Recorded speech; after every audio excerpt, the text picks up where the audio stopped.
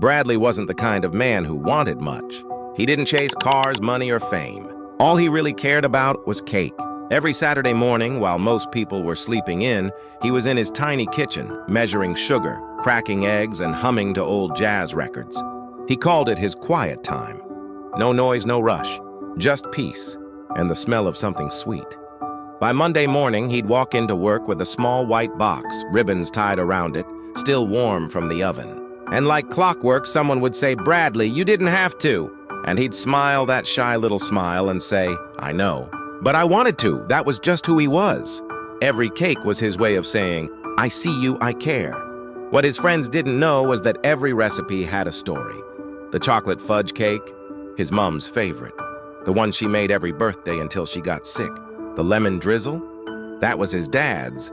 A man who believed that life, like lemons, could be sweet if you handled it right. And the strawberry shortcake, that one was for him, because it was the last one he made with her, the day before she went to the hospital.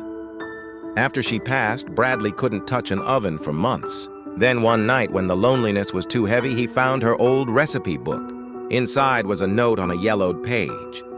"If you ever feel lost, bake something for someone. It'll help you find your way back."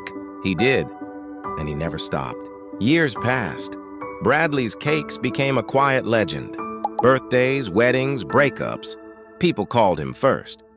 But it wasn't just about the cake. It was about the moment.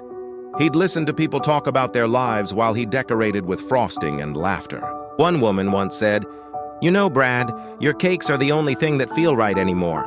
And he just smiled, because he knew sometimes sweetness was the only thing holding people together. Then one winter, Bradley stopped showing up. No cakes, no messages, nothing. His co-workers thought he was just taking a break, until someone mentioned they hadn't seen him in weeks. Turns out Bradley was sick, the kind of sick that doesn't go away with rest. The chemo made his hands shake. The smell of flour turned his stomach. His kitchen went silent. The mixer, the oven, the laughter, all gone. And yet every day he'd still look at that recipe book on his counter. He'd trace the words his mother wrote and whisper, "Maybe next week." One Friday evening, a knock came at his door.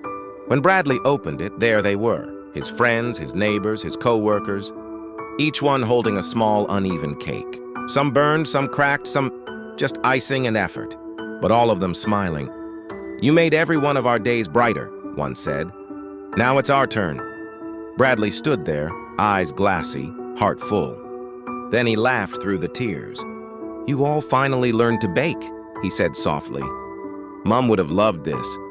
They spent the night sharing stories, tasting every imperfect cake, and realizing that the sweetest moments aren't made of sugar, but of love returned.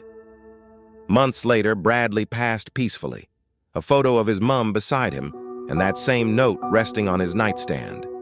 At his funeral, instead of flowers, everyone brought a small cake. The air smelled like vanilla and memory, and from that day on, every year, on his birthday, the town gathers at the community hall.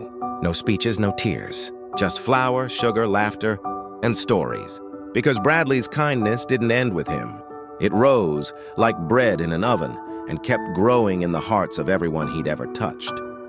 "A cake can't fix the world," his mother once said, "but it can make one person's day a little brighter." And somehow, through every slice and every smile, Bradley made the whole world a little sweeter.